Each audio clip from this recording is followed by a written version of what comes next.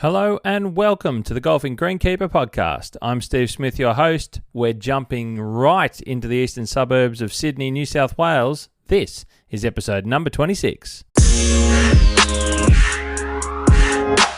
Ladies and gentlemen, welcome once again to Keeper of the Green segment of the Golfing Greenkeeper podcast. This is the second interview that we're going to have as part of a new segment to get everyone involved, get you guys interested in finding something new and hearing about people behind golf courses.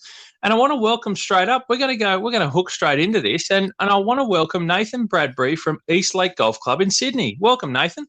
Thank you, Steve. Mate, thank you very much for coming along, being part of it. You're the second superintendent. I'll just clear it up. You're superintendent at Eastlake Golf Club in Sydney, the second one on my podcast, mate. It's exciting to introduce new voices and new names to the audio world in golf. Have you done a podcast before, incidentally, mate? No, I haven't. This is a first for me, and I look forward to it. Another virgin. Yeah. Yeah. Another one. I love it. We had Phil Hill from Barnbugle on the first one, so we've got another newcomer. Thank you again for being part of it. And I'm going to start, as I do with these interviews, is the Super 7 questions. Right. So, mate, look for quick answers, and we'll just get your answers to these ones, and we'll see how we go. Let's go. Sunrise or sunset? Sunrise. It's already becoming a common theme, I think. I love it. Course appearance questions. Here we go. This one's unique. I like to hear what people think about this. So we're going to go stripes or no stripes on fairways? Stripes. Stripes. Oh, nice. Now, a preference of a look of a golf course, lean or lush? Lush. Oh, okay, nice. Favorite green surface? Now, we're talking turf types. We're going to go with, the options are bent, cooch, or something else. And you've got to name the something else if it is. Poa to work with, bent to putt on. Oh, wow, that's an interesting combination. Poa to work with, bent to putt on. And I'm just going to break into it. What is the reason there behind, what's your experience then with playing on Poa as opposed to bent? What is it you like about bent play on? I like the consistency of the entire day with bent grass. You do get the inconsistency with Poa, but work-wise, I really enjoy the challenge of working with Poa and getting the best out of it. I think managed right, it can be a better grass in the right situation.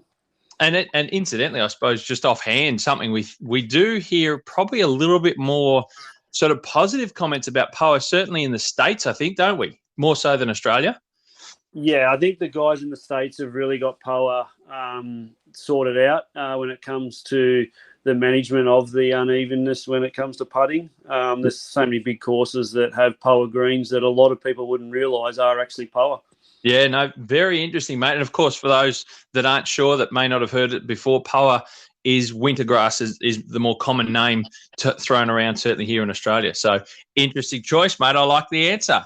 Number 5, we move on. Number 5, where would you prefer to maintain a golf course? Either a cool climate or a warm climate?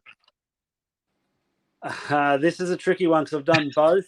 I really enjoy where I am because I have the option of both. I'm pretty much in the middle, so I'm going to sit on the fence with that one. I have been extreme heat and I've been extreme cold. I like to sit where I am right now. Okay, all right. He's a fence sitter on number 5. Okay, number 6. Favorite bunker style: St Andrews, Kingston Heath, or Augusta National? Augusta National. Nice. And the final one, mate, this is an interesting one just to see what the fantasy, I suppose, courses are that people want to on the bucket list stuff. If you could visit one golf course anywhere in the world tomorrow, which one would it be? Augusta. There you go. I think that's probably says a lot to a lot of people out there, but it's always good to hear the ideas and the thoughts coming from a superintendent. Mate, look, thanks for being part of that one. It's a good, quick bit of fun to start off the podcast. So to start off the interview now, I'm going to get into it. We want to bring out, for a lot of people listening, they don't know Nathan Bradbury. They probably don't even know Eastlake, to be honest. Some do, but I'm sure that there's plenty that may not. Now, to give everyone a bit of an idea, we're going to bring those bits and pieces out of you and out of your story. And let's get to the beginning. You're superintendent currently at Eastlake Golf Club in Sydney. How did how did Nathan, back in your younger days, it may well be, how did you get a start into greenkeeping? Where did it begin? Yeah, it's an interesting question because I was out of school. I wasn't a scholar at all, and I didn't really have any direction. I was sort of into the mechanical side of things with cars and that, but wasn't going anywhere. But my older brother's actually was a greenkeeper at the time. He was a cricket wicket curator at the time, and he was also living with another greenkeeper, a superintendent at the time, and he had an apprenticeship come up, and I was sort of ushered into it, I guess you could say, not knowing that I actually wanted to do it, but I was hooked pretty much within the first 6 months. And that's a pretty great start. It's I suppose, like you mentioned, you weren't really sure where you were going to go, and then you just sort of fell into that opening, as it were, by the sounds. But you didn't. I like the interesting part of this little point that I'm going to ask you, and that is, did you come from a love or an enjoyment of playing golf into greenkeeper, or was it stone cold from that? Because a lot of people listening, and certainly a lot of golfers, there's a bit of a thought out there that a lot of greenkeepers come from within the sport, often when they're kids and juniors. Yeah, I didn't play golf, or I didn't play a lot of golf when I was young. Every 2 or 3 months with friends, maybe. I wasn't into golf. I wasn't hooked on golf. I was right into my cricket. I played a lot of cricket. Right. I had an interest for the outdoors and the grass around cricket, but never golf. I was just more of a Sunday golfer every 2 or 3 months. It never really struck me until I took the job on, and I wasn't set out to be a greenkeeper on a golf course, but it's sort of turned out that way. That's for sure. well and truly. So let's talk about your journey then. So you took an apprenticeship, and where was that at, and how did you get to Eastlake where you are today? So I started a small course down in the Southern Highlands of Barrel Country Club at the time it was called. So this is still in New South Wales. We're just south of Sydney. Yeah, we're about an hour south of Sydney. Yep.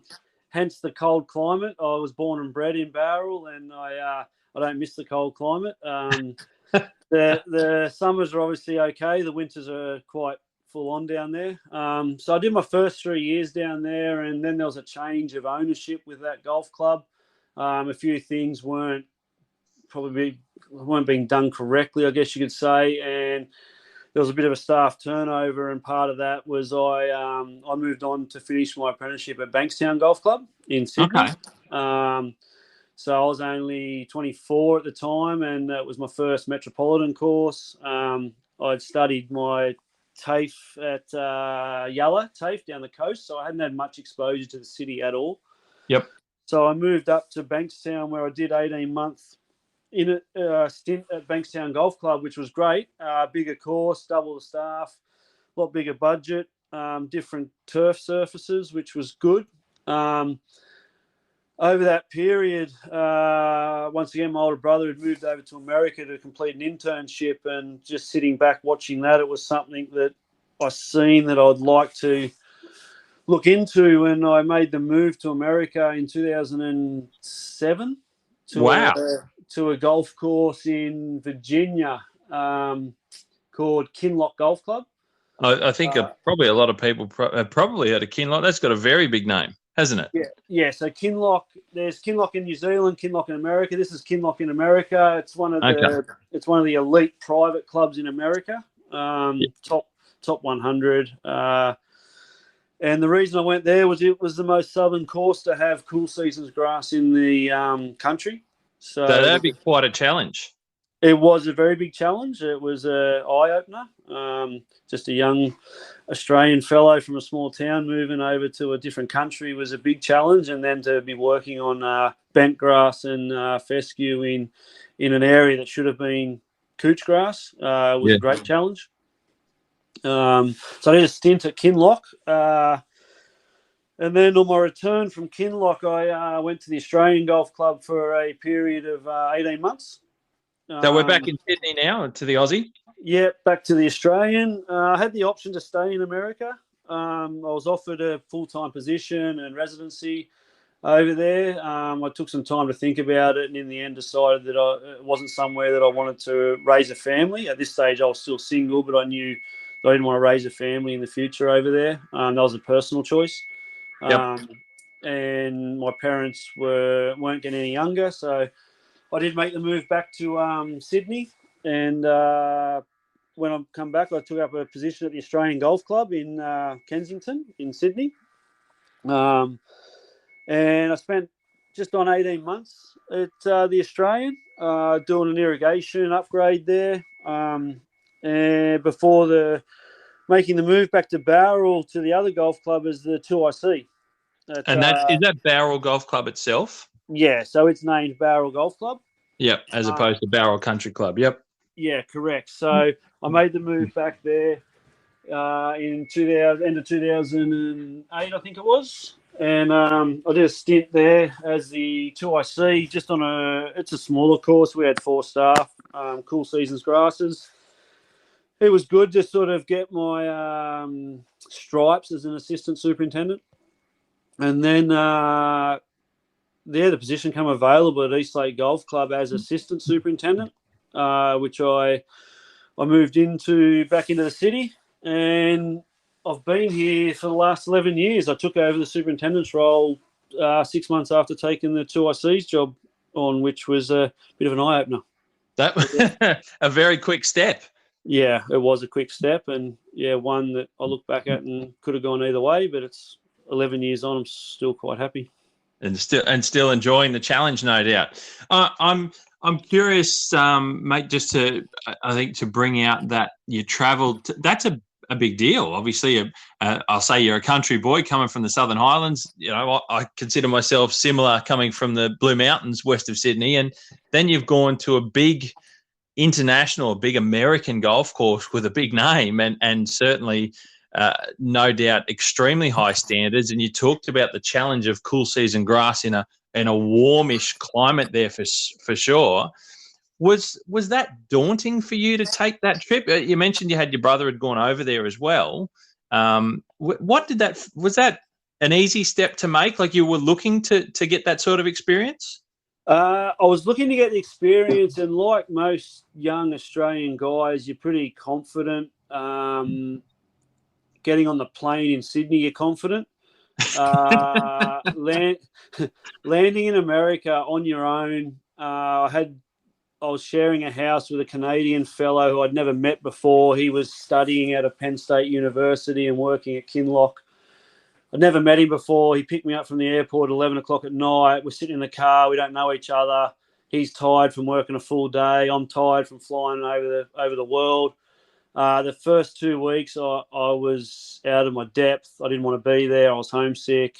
I contemplated coming home. To have my brother as a support base only 3 hours away. He was at Congressional Country Club at the time, the 2IC at Congressional Country Club. Right. He talked me through the first 2 weeks. It's a common thing that a lot of guys go through. Yep. After that 2-week period, I have no regrets. I'd recommend it to any young budding greenkeeper. It was the best period of my young greenkeeping life, and I loved every minute of it after that. No, that's unreal. Great experience for sure to be part of something like that, and incredible exposure to then bring back home with you and ultimately make the step into Eastlake. Yeah, they're the sorts of things that it's hard to put a price on, isn't it, really? You can't put a price on it. Like, we had 40 staff for 19 holes. We had an unlimited budget.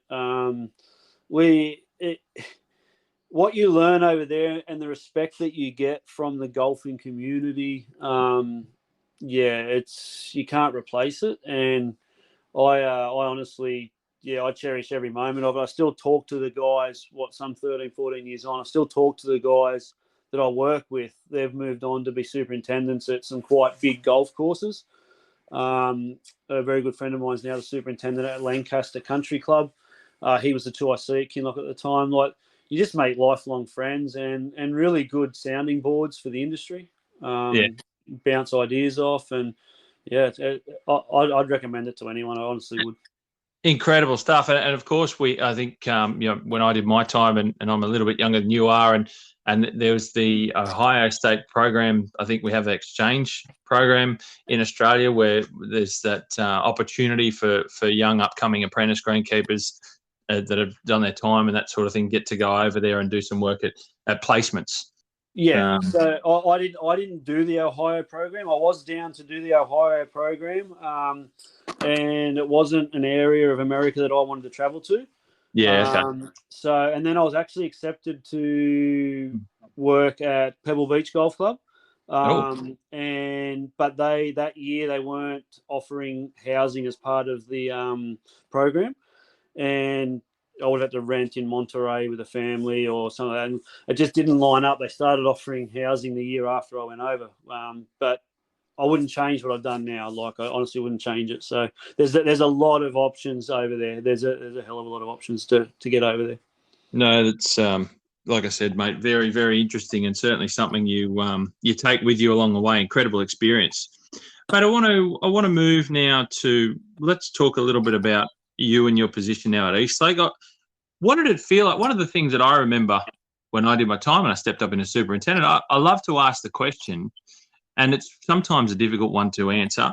What did it feel like for you when that first day occurred where you took the reins as superintendent at Eastlake? What was that thought process? Was it a dream come true? How did it feel? Was it something you'd been wanting to do your whole life? Or tell us, do you have an answer to something like that? It's a funny one because you sit back for 4 or 5 years aspiring to be this superintendent, and I was only 29 at the time. Wasn't looking to be a superintendent at the time because I was still quite young. Had the choice to take it on, went through the interview process, still had the choice to either accept or decline. And once again, the excitement gets to you, and there's always ego in people, and there's confidence, and you accept, and it's exciting. It's great.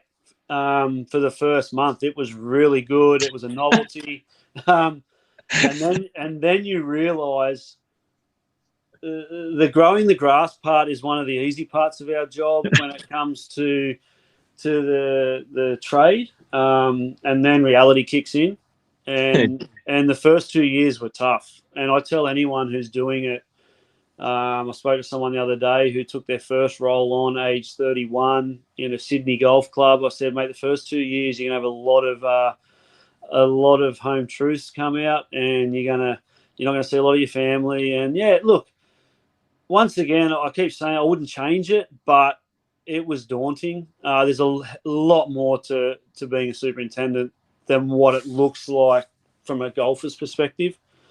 A lot of sleepless nights. Most certainly, and I have a slight little chuckle, mate, because I think I know exactly what you mean. It's that I've finally got it. It's here. It's in my hands, and then, like you said, it's that reality moment, and I make it like I talk about it as if you're officially out in the deep blue sea all on your own, and you got to learn to swim. Yeah, 100%. And you either sink or swim, and you learn a lot along the way. You learn a lot about yourself. I've learned a lot of good things from a lot of good superintendents, and I've also learned how not to do things from some others. Like that, you take what you can and you run with it, and you hope that you do it right. And yeah, if you keep your integrity, you'll be all right. Yeah, exactly. And one of my lines that I love to keep in the back of my mind, and it's turned out it's through any work, doesn't matter whether it's on a golf course or not, is you're always learning, and if you're not learning what to do, you're learning what not to do. So yeah, that's my one that I took away. But so mate, okay, you've got the range, you're in it. What is it about being a super that you enjoy the most? That could be a 6-hour answer, to be honest. Like, sure. The way I explain it to people, and my wife still shakes her head at me because she just looks at me and goes, "You don't work a day in your life." And whether I'm doing a 60-hour week or whether I'm having a rain-affected 30-hour week, I get up every morning, and I still do after 11 years. I get up every morning, and I'm excited to get in the car. I get in the car with the dog and off we go. And there's always something that I can change that'll make someone else happier. And I took on a bit of a blank canvas at Eastlake. It had so much potential that probably wasn't opened up at that time. And I'm very blessed that it wasn't opened up because I could put my spin on this property. I just enjoy seeing things evolve and develop from a plan that was put in place, like not just ad hoc. So I really enjoy, for people who know me, I'm quite OCD with planning, and yeah, I enjoy it. And yeah, I get up every day and want to go to work. I love being outside. I love the sunrise, and I really enjoy the membership. I enjoy meeting new people. Oh, that's impressive. It's a really good component to hear about your job. I mean, geez, how many people can say they get up in the morning and love what they do? I mean, that's if that's work, I think everyone wants a piece of that. I'm very blessed with who I work for. This golf club, yeah, they embrace what I do, and they support what I do, and they make it enjoyable for me. Yeah, so I'm very lucky. The golf club, my general manager, my board. Yeah, I'm very lucky in the position I'm in. I'm not naive to that. No, mate, that's a key part, like anything. And there's something in that which I'll bring out sooner a little bit more, is that you talked about the work that you've done and you've been able to do there. Let's talk a little bit about the characteristics of the golf course for people who have been there and know it and are not sure why it is what it is and why it plays the way it plays. Tell us a bit about the grass types on the course. Like, you know, we just recently, I spoke to Phil Hill from Barn Bugle, and we talked about fescue down there. And a lot of people know that as we move around different climates around the country, there's different characteristics with grasses. So tell us what Eastlake has on its surfaces and what that translates to when you play golf. What does it mean? What do your surfaces do to a round of golf there? This is an interesting question. For those who haven't played here or been here, it's a unique setting because we are on a property with two other golf courses. We have one landlord. There's 3 golf courses, but we're all individual golf courses. We can play every golf hole on all 3 golf courses without going on the road, but we're all our own individual identity. And we are on. Well, I was just going to say, sorry to interrupt, but we're talking about is the lakes over to the west of you. You're wedged between the lakes and Bonnie Doon. Yes, correct. And the Australians across the road, across Gardeners Road. So when it comes to being the little brother, I'm below that when it comes to those because they're private golf clubs. And it's great. It's great to be nestled in amongst them. We get a lot of traffic from their membership, especially when they have corporate days. So there's that expectation to have the golf course at a level that's acceptable because when they do, before pre-COVID, when they do a lot of corporate days, they're shut, and we do get a lot of members from them, those courses playing at this golf club. But we're unique as in we're not all back to the clubhouse. We're one out to the 9th green is about 3.75 kilometres out to the 9th green, heading south, and then 10 back to 18. It's just one long finger on the Botany grey sand. It's a sand-based golf course in 10 minutes from the Sydney CBD, which is quite unique.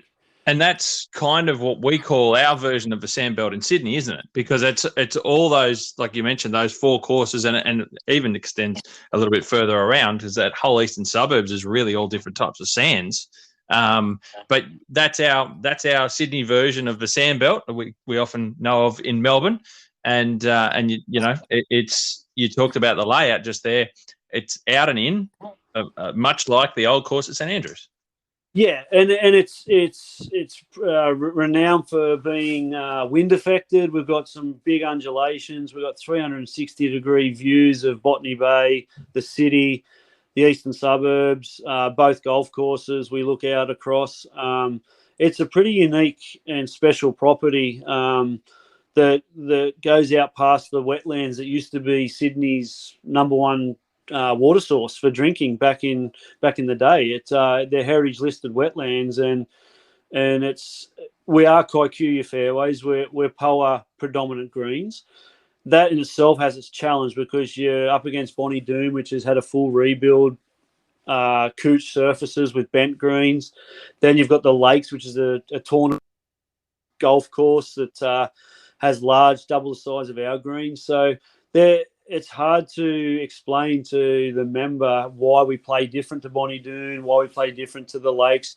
But at the end of the day, we're a business. We're not a private golf club. We have about 600, 700 playing members, and we're doing about 65,000 rounds of golf a year. Wow. And out of that 65,000, you're talking 80% is golf cart traffic. Yeah. Wow. Okay. So, look, we're busy. We've got our place in the golf community. And the club give me the resources to produce what we produce for the people who play here. We're a different business to the neighbouring golf courses, and that's hard to try and express that and explain that to the golfer. But yeah, we are Kikuyu. We're Cooch Tees. We're in the middle of a major tee reconstruction. We've completed 10 last year. Another 8 will be done in the next 12 months at this stage. So it's a good property. Very undulating, very wind affected. Yeah, it's good. And you talk about, and we have to, I suppose, talk about your neighbours. Like you said, it's all one property, one owner, being I suppose a government body, as it were. But it's those turf surfaces do make golf slightly different. And both Bonnie Doon and the Lakes were both renovated and redesigned by OCCM at the time, which is Ogilvy, Clayton, Cocking and Mead, and now it's slightly changed a little bit. But they've redone both of those courses, and you're a public access golf course smack bang in the middle with the two privates either side. So, like you talked about, that different business type and business model. So your Kikuyu fairways, and I've seen them, I've been there and had a brief look. I imagine, like a lot of courses now, with the availability and what plant growth regulators can do, do you use that on your Kikuyu to try and keep that grass manageable?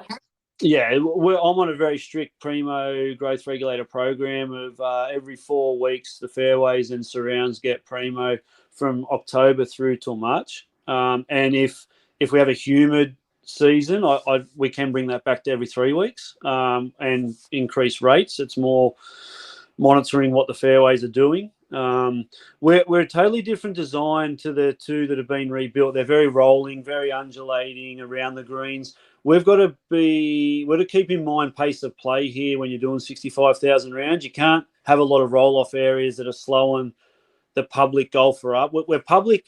Part of our lease is, and this is going back to the history of the place, this used to be the Lakes Golf Club as such, right? Back in the day. They wanted to build a private club on the piece of land on the other side of the lake, and Sydney Water at the time agreed to that, but part of the agreement was they had to keep this one open with access to the public golfer. Right, okay. So once they finished building their private club next door, they handed it over and started Eastlake Golf Club. And part of our lease agreement is we need to have a set amount of public availability tee spots where public can pay to play. And that's after midday on most days. The public can come and pay to play. So we have to keep in mind that these public are paying $80, $90 a round.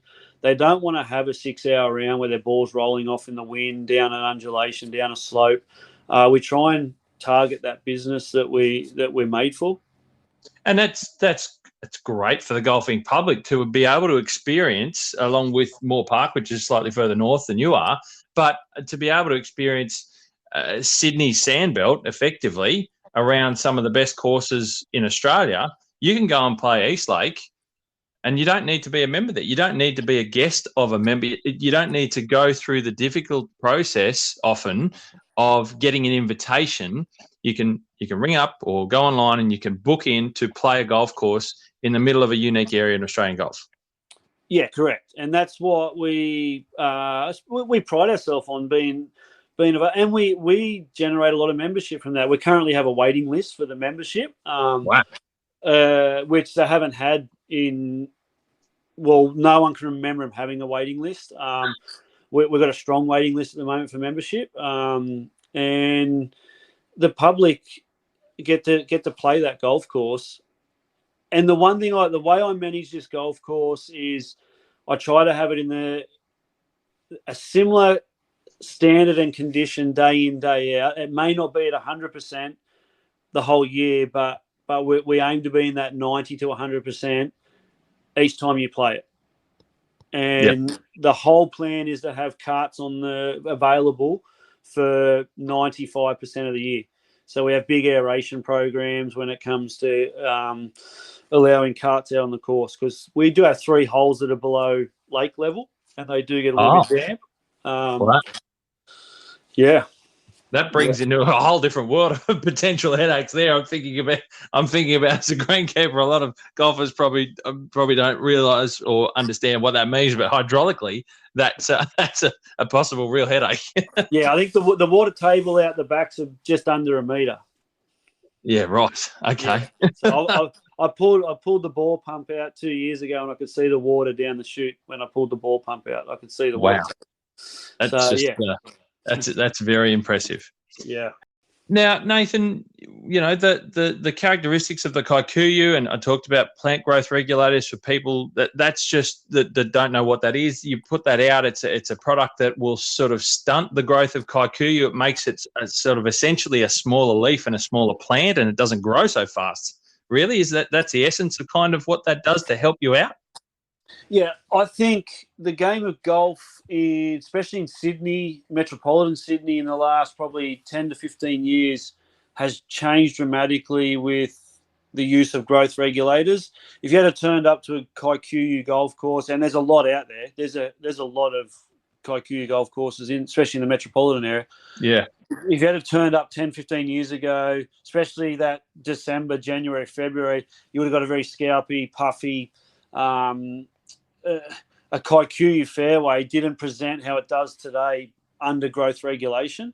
We can get our kikuyu fairways down to 10 mil in height in summer, and playing very similar to a cooch fairway. When I say playing similar, you won't get the same bounces around the greens as a cooch, obviously, but hitting an iron off kikuyu that's under heavy regulation, you can. With some extra cultural practice, you can get a really nice surface out of it. I enjoy working it. Yeah, I'm going to say it's still it's essentially I would call it a difficult grass to make it a great golf experience. But like you said, there's so many courses around, certainly Sydney Metro, that have kikuyu, and it's such an aggressive grass that it's just you just work your best with it, and now you're able to deliver a much better product. So in terms of characteristics of the course, I talked about surfaces. That kikuyu makes it a little bit slower as a surface. There's not the bounce there that people will experience on your neighbouring golf courses like Bonnie-Doon. Even I've talked to Phil. I'll use that as a reference down at Barnbugle and Tassie with fescue. It's going to have a less bounce. It sort of absorbs and cushions the ball, doesn't it? Really, as a player gets and works their way around the golf course. Yeah, and this golf club 15 years ago built 3 golf holes. Okay. And it was in they rebuilt 2 and constructed 2 brand new ones on a parcel of land that wasn't being used at the time. And back then they had plans to go to cooch. They wanted to do a transition to cooch. Now, easier said than done. There's a lot of money that goes into converting a golf course to cooch, and there's a lot of ongoing money that goes into eradicating kikuyu out of the cooch, even if you do get that strand to take over. Yeah. Now, one of those holes, and not too far from it, is another par 5 that is kikuyu.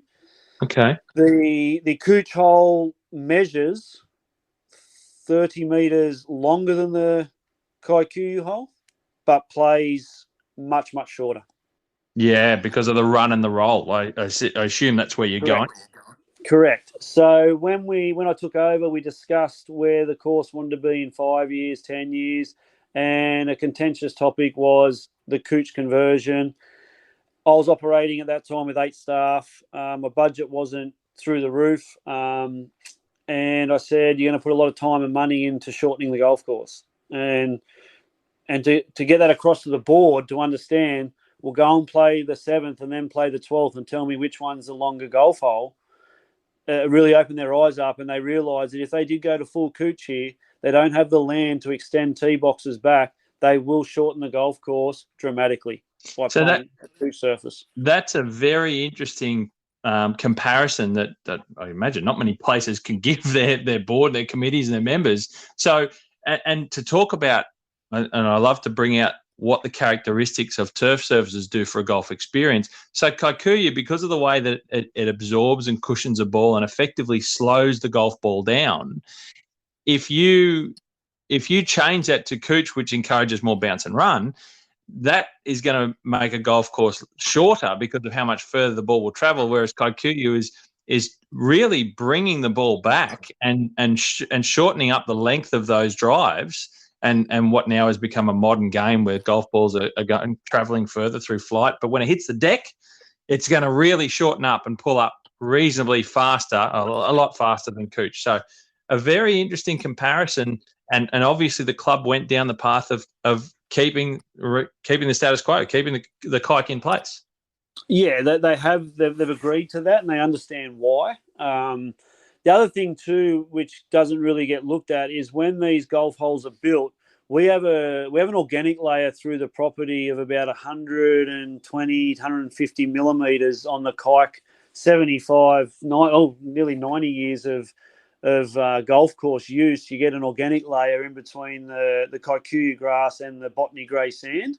Mm-hmm. It's a little bit puggy, and it gives you that give as well, that sponge, where you go and build a new hole like Bonnie Doon have and the lakes have rebuilt. That organic layer gets removed, and then you've got Kikuyu or cooch straight on the sand profile, and that sand firms up. And that bounce increases dramatically. Increases again. So that's another reason why these golf courses play totally different. They're so much closer to the sand base than we are. We have that puggy organic layer through the place, which has its bonuses, but also, it can cause you a few headaches. Yeah, but they're the characteristics of a golf course, and I like people when they'll hopefully from the back of this they'll want to go and experience Eastlake, and they'll learn a little bit more and understand how that changes their golf, and when they work their way around, they'll learn a bit more and potentially go back to their home course and try and see a little bit more and understand how their game can change as well. Mate, we'll move away from the agronomy side a little bit, and I want to talk about the golf course on the whole.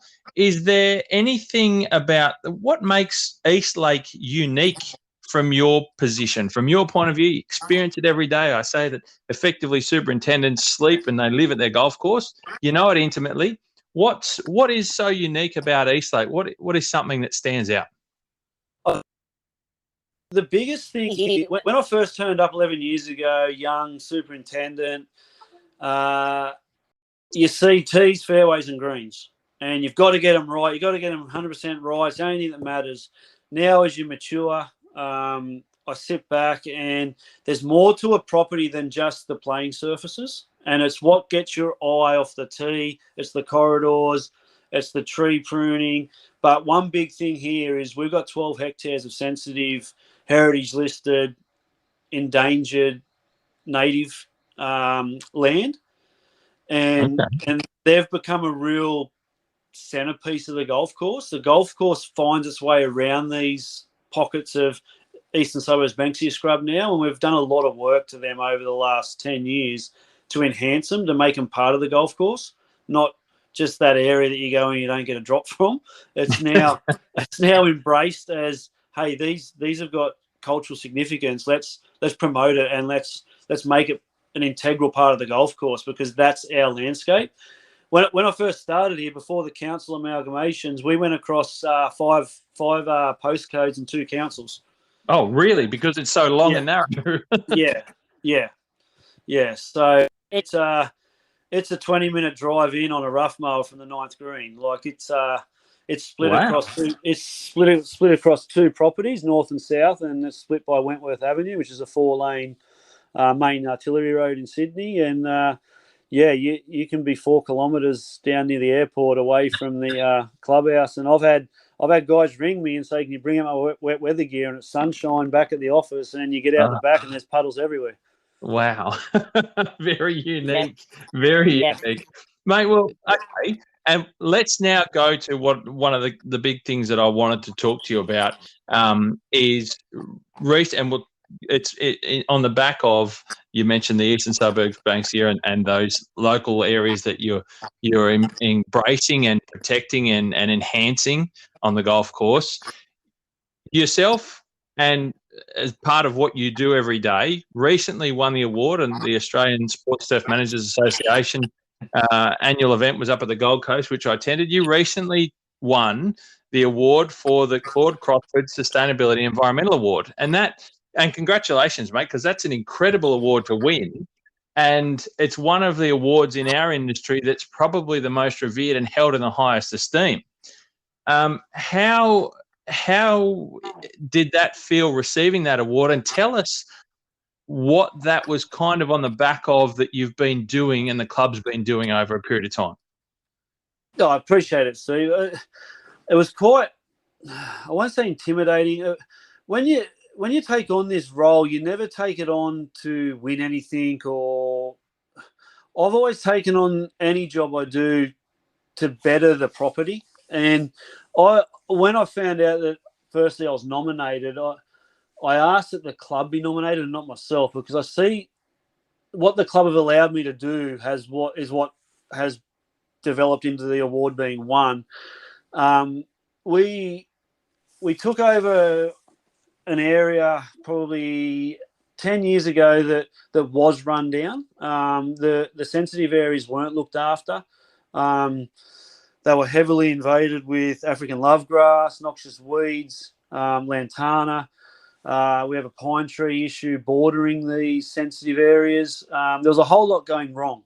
And with the push for green space in Sydney, if the club were to sit on their hands and not do anything to promote these areas and protect these areas, it would have been the first probably catalyst for anyone to try and take the land back, based on our lease. Our lease was expiring in 2 years. So the club made a commitment, the staff made a commitment that these areas weren't just scrub areas. They were an integral part of the course. We need to look after them. We need to put plans in place. And we did that. We sat down with Sydney Water and said, where can we go? What can we do? And it started as a job where in the first 2 years you could see nothing had changed, but there was a lot happening, but just nothing visual. And that was hard for the golf side of things. And then after the 2 year period, you start seeing boundary shapes changing. We gave some land back to Sydney Water that we didn't want to maintain anymore. We thought it was best to be made a native area. So we did a lot of reshaping, a lot of planting. Now we're up to just under 30,000 native plants have been planted. Wow. We removed, I think we're up to about 40 pine trees bordering sensitive areas, because they're detrimental to the sensitive regeneration in the seed bank in the sand. So any pine tree that's within the ESBS limits, we look to remove. So it also allows sun in, gets rid of the pine needles out of the area. So it's a job in itself, but it's one that, as I said, 11 years ago as a 29-year-old, I probably didn't look at.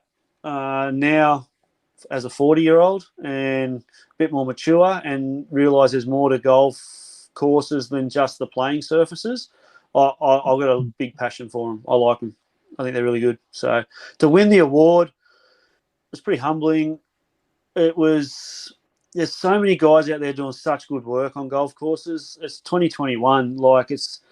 There's so many resources available now, and there's probably guys who deserved it just as much, if not more, than we did here. But to win it, it's good for the community as well. The landlord, it was nice. It was good. No, mate, congratulations. And a lot of hard work from yourself and your team. That includes not only the staff in your immediate team on course, but the team being the club on the whole, the directorship, the members. There's so much getting people involved in the club to appreciate and understand that direction, what's involved, that it takes money and resources away from also looking after just the corridors of golf, because it is, and I often talk about this. Similar to you guys in Katoomba, we had a golf course that 20% of our golf course boundary, not the golf course playing surfaces, was an environmental protected area. Yeah. And a lot of people didn't know that. And we had to try and maintain that area and improve it over time, much like the spaces that you're talking about as part of your land at Eastlake Golf Club. And it takes an understanding that it's critical to look after these areas the same. It's an essential component of the landscape that you don't just play golf on. It's what gives a feel. It's what gives the impression of the local area that you're playing golf on. It gives it character. And they will, over 10, 20, 30, 40, 50 years of neglect, turn into something completely different. And that's when people will go, what is that ugly thing over there? We've just got to get rid of it somehow. Instead of, like you said, you identify it at a point where you can make a decision and change it and turn that ship to becoming something that it is. It's a protected area. It's an endemic. And the eastern suburbs, Banksia scrub, that environment, that ecological local environment, they're endemic to the eastern suburbs of Sydney. And it's an area, long lost in a lot of the space that's all now houses at the eastern suburbs. It's where people live. There's only small pockets left. So for a golf course, and I'm a really big believer in golf courses are a protective space for these areas. And I think more golf courses, the more that they start to, and clubs start to identify them and work on them, and people like yourself at the helm and the teams that you build around can really harbour and foster and protect those components of the golf course, because it's the boundary and everything within that greenkeepers look after, not just the playing surfaces of turf. Yeah, correct. And it's done right. They become an integral part of the golf course, because it can change what shot you are going to play into that par five. We've got two par fives that are impacted. I won't say impacted. They're bordered by sensitive area. Yep. And 10 years ago, that sensitive area was just love grass and lantana, not appealing to the eye. Now the love grass has been removed. The xanthoria grass trees have become a real feature. The eucalypts that are in there,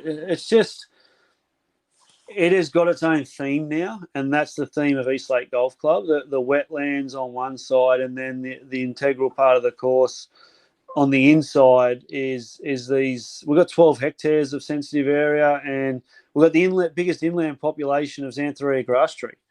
Do you really? Yeah. We're home to the biggest inland population of xanthoria grass tree. And for anyone who doesn't know, that's the grass tree with often the black trunk that we see. It's sort of a unique Australian plant symbol, I suppose, in a lot of ways.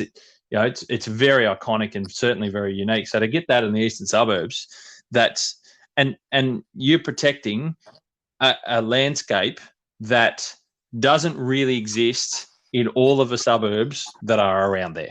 There's plenty of parks, but it's not the original vegetation type that lived for eons on that landscape. Correct. And that's what's, as you said, an integral part of the golf course. And I think it's a wonderful component of any golf course if they can capture. And it's what the Sandbelt in Melbourne, I find, have done so well over many years. And I think a lot of other metropolitan courses around the country have not had that right direction and that right understanding of their environment. So courses that are doing it, and you mentioned there's plenty now of superintendents and clubs and committees that are going down that path, that are having an understanding of it and bringing that out of their golf course. And I think it's a wonderful, like I said, a wonderful component of and any feature of a golf course, and it's their characteristic. It's what makes Eastlake Eastlake. It's what makes Royal Melbourne, or any of those spaces that do it so well. And mate, congratulations, and it's something that I want to try and broadcast more about to golfers, because I think everyone plays a part in that. Even as a paying player and as a member, you are playing a part in ensuring that the landscape there's there is protected as much as you're enjoying golf in that local area. Correct. Mate, on the back of that, warm and fuzzy feel that it's such a wonderful part of playing golf around Eastlake, is there an area, and I asked Phil this when we talked about Barnbugle, and this is one I like, and I'm curious to hear your answer. Is there an area, you're out there in the mornings, you're out there in the late afternoons, in the most beautiful times of the day, year in, year out, what's an area or a location on the golf course that you think is just the best spot? Is there a spot that you know of that golfers can go and experience when they're out there playing golf in the early morning or during the day? Is there just a spot you go, you know what, this, on all of the land that we look after on this golf course, this is the spot I love to come to and have a look? I don't like giving this away too much, but we are part of our land topography. We've got the highest point in the eastern suburbs behind our 6T. It's in a native area. There's a surveying point there that they use, and from that surveying point in the morning, on sunrise, you've got a full view of the city, a full view of the Lakes Golf Club, a full view of Bonnie Doon, clubhouse in the eastern suburbs, and then you turn around and you can see straight over Botany Bay. Wow, that's special. It's very special. It's pretty hard. It's a pinch yourself moment. And as I say, 10, 11 years on, I still every now and then find myself walking up there to pull a weed out, and 15 minutes later, I'm still up there looking at stuff. It's just that's awesome. It's pretty impressive property. This one, it's got a lot of little hidden gems, I like to say. And it is a bit underrated, and I say that because it's dwarfed by the presence and the more well-known golf courses either side, and in the local area. Certainly, a lot of locals know it, but further out from that, probably a lot of people don't realise just where Eastlake is and just what it is. And I think you've told us a lot about those bits and pieces, and it certainly got me interested in coming to have a game there one day. So I played it when I was 15 last, if that's anything to go by. So it's been a long time. You can throw the sticks in and come down for a visit, and we'll have a coffee and I'll take you around. Mate, absolutely looking forward to doing it. Mate, and if people can find that location, you mentioned it's in one of those sort of native areas, so we want to be careful not to go and trudge around and squash everything. The tee nearby, did you say, has a pretty good view as well, does it?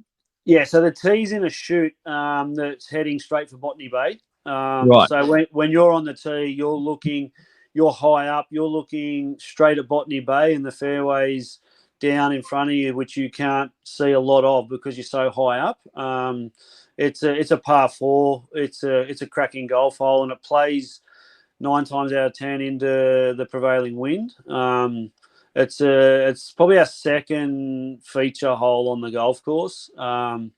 It's a pretty special spot. It's the tee's in a real native chute heading south, but the surveying point's literally 5 meters off the tee, up on top of another little bit of a hill, and you can just see forever. It's really cool. Wonderful, mate. I love it. I'm glad you've been able to tell us a bit about that sort of because they're the beautiful parts of also experiencing a golf course as well. I love a spot that you can just go in for, it might be 30 seconds, just go, wow, look at that. That's incredible. Yeah. But what is there? I want to move a little bit more into, talking a little bit about how golf courses can sort of promote themselves more, and a little bit, in your opinion, what more can golf clubs and courses do to improve their image in the community when it comes to environmental stewardship? And we talked about everything that you've gone through and the club's been part of. What else can clubs do? Because essentially all clubs have a component of that, and they're all trying to improve. What else can we do to get it out there to the general public, how important our spaces are? One thing that I do pride myself on is the communication, not only with the club but residents. social media, love or hate it, it's here, and it has so many good things to it. And one of the good things, for instance, we're bordered by a park that's under threat with the local council. They want to redevelop it into some playing fields, and the residents don't want it. They want to keep it as their dog park, and they've got their own Facebook page, and we just make sure that we communicate via our social medias, that we invite them to like our page so they can see what we're doing. But we also promote not just the golf course, we promote plantings, we promote any environmental work that we're doing, and it's an open door policy here. I speak to members daily about things that we're doing on the course that they just scratch their head and go, wow, I didn't realise. And the communication side of things needs to be really grappled and done correctly. Can be such an impressive tool. If you communicate to your neighbours, to the wider community, there's a lot of volunteer and not-for-profit organisations. I'm working with one at the moment called Green Future Australia. They're a not-for-profit, but they do a lot of planting out. If we're under the pump when it comes to mowing and all that, and I need 500 plants planted, I get them in to do the planting. They come in on a Saturday and they're volunteers, and we pay for their services, but they're not-for-profit.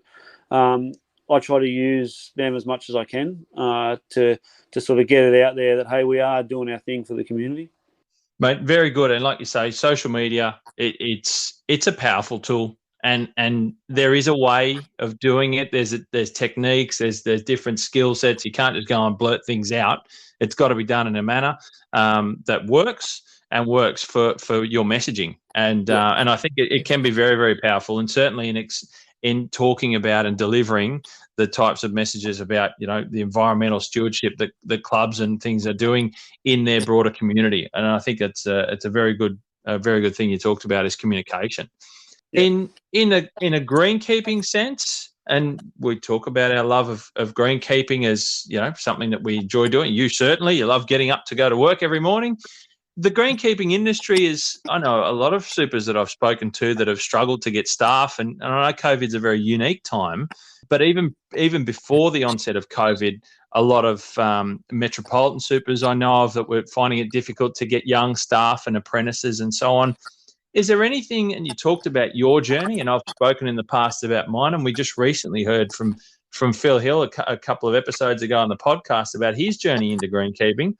What do you think the greenkeeping industry itself can maybe do to attract young people to the profession? Because it is an apprenticeship, there is learning involved, and it's a trade, and it's a lifestyle. There's a lot of unique parts about it, but ultimately, you talked about how much you love it. Is there anything that you can think of to talk about to the broader golfing community and people about how we can?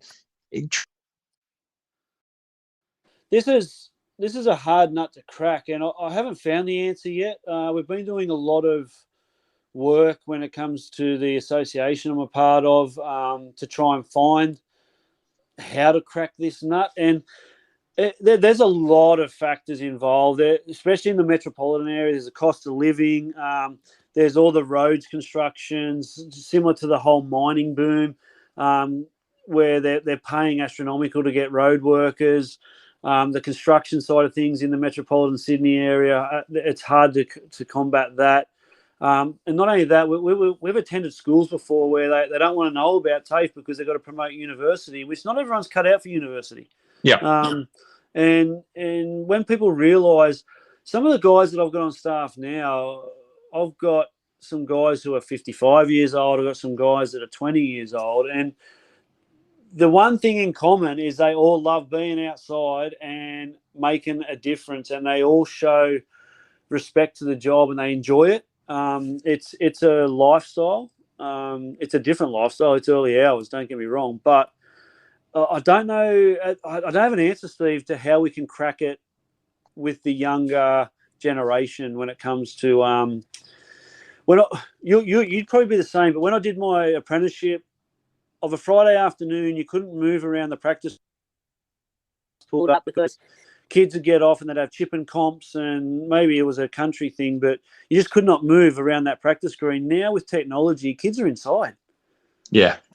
And it's scary. And my two boys love golf. I've got a 9-year-old and a 4-year-old, and they love golf. If I didn't work on a golf course, would they? I don't know. Like, I can't answer that either, but they're outdoor kids. It is a tough. I know it's a very broad question, and I get that, and it's not a simple solution either, like you mentioned. But I'm just wanting to, I suppose, talk about it because there's lots of us that are in the industry or have been in the industry that enjoyed our start and enjoyed our journey, and continue to do so in certain instances, like yourself. And I see that. It's technology. It's a different generation. It's the metropolitan side of life is moving in different areas, but and that's attracting people, and there's money, and there's all sorts of different influences that are taking people's eyes away from the job and the profession. And it's not an easy nut to crack, and it's there's a lot involved. But I asked that question because I think deep down there's the theme that runs through a lot of people is that love of outdoors. You're an outdoors type of person. You love the landscape. You love working in it. And then there's that technical side of the agronomy and the sports turf surfaces. So maybe that's something in it there as well, targeting certain kids of, like you said, that aren't going to go to uni, because university is not for everyone leaving school either. Yeah, I think if we could get ourselves out there more in front of kids, and PowerPoint presentations would be great. Like this industry's taken me across the world, and I've loved every minute of it. And it's just finding the time and getting that communication out there. It's a tough one, mate. It is, and look, I don't want to end the conversation on a difficult question and a curveball one like that, mate. But look, I've really loved chatting to you and talking about what your story is, how you got into greenkeeping, and how you got to your position at Eastlake as superintendent, and hearing the passion involved in that property that you look after. And I think hopefully, the golfers and the people listening are wanting, as much as I am, to come out and have a look at Eastlake, get down there and have a game if we can get in and amongst the 65,000 other people. It's a sleeper, mate. Whenever I bring people here, during the tee reconstruction, I had a pretty well-known shaper come on site for the first time in about 14, 15. I went him around, he was quiet, and I thought there was something wrong, and he just shook his head and he goes, the property you've got here is just, it's underrated. It's people don't realise what it is until you get out there. The width that we've got, the undulations, the views, the wetlands themselves. There's 5 major lakes, and everyone goes, "Oh, how lucky you'd have that much water." I don't even pump from the lakes. To me, they're just the visual aspect of the golf course. Out of the 3 properties, only one is allowed to use the lake system for irrigation. They're just a visual for me, and I love every minute of it. No, mate, it's a very impressive property, and like you said, it's a sleeper. It's lesser known, hopefully more known now. That's part of the goal of this as well, is to bring out some of the unique points and make it a bit more of a destination and give people some unique insight. So, look, Nathan, thank you very much for being the second person on Keeper of the Green segment. It's been an absolute pleasure having you on and chatting to you about, like I said, your story and Eastlake as well, and a lot of the and certainly winning the Claude Crockford Award as well, a part of the industry, mate.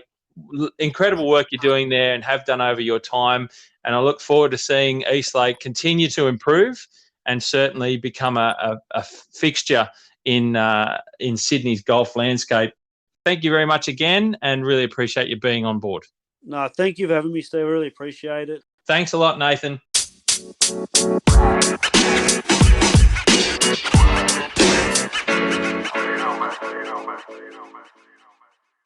What a great conversation that was with Superintendent Nathan Bradbury of Eastlake Golf Club in Sydney.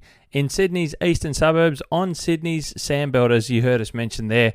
It sounds like it's really become a great golf course, certainly over the last sort of 11 years that Nathan's been there and slowly improved to become something that's really protecting that local area like we talked about. And I can't reiterate enough how much I really enjoy seeing golf courses continue to do that in their local environment all over Australia. They're getting better and better at it, and certainly some are standing out from the crowd a lot more than others. And Nathan's been hard at work with his team, and so have Eastlake Golf Club. Guys, I hope you enjoyed that one. I really did enjoy getting to know Nathan a bit more and getting to know a lot about the Eastlake Golf Club, and it was really exciting and certainly got me interested in wanting to travel down there too, and I hope it's something that you might be interested in as well. Sounds like it's a great little spot to have a game of golf in that old-fashioned, as I call it, an old-fashioned out and in loop of 18 holes. Something unique, something not so common for us here in Australia, and certainly down there smack bang wedged between Bonnie Doon and the Lakes Golf Clubs there. It's a beautiful piece of ground to have a golf course on the wonderful sands that are the Botany sands that you heard Nathan talk about. So, well guys, that's it. You hit 'em clean, we'll keep 'em green. As always, I'm Steve Smith, your host. Thank you for listening to Keeper of the Greens. Please like, share, subscribe, and I look forward to catching you next week on the Golfing Greenkeeper podcast.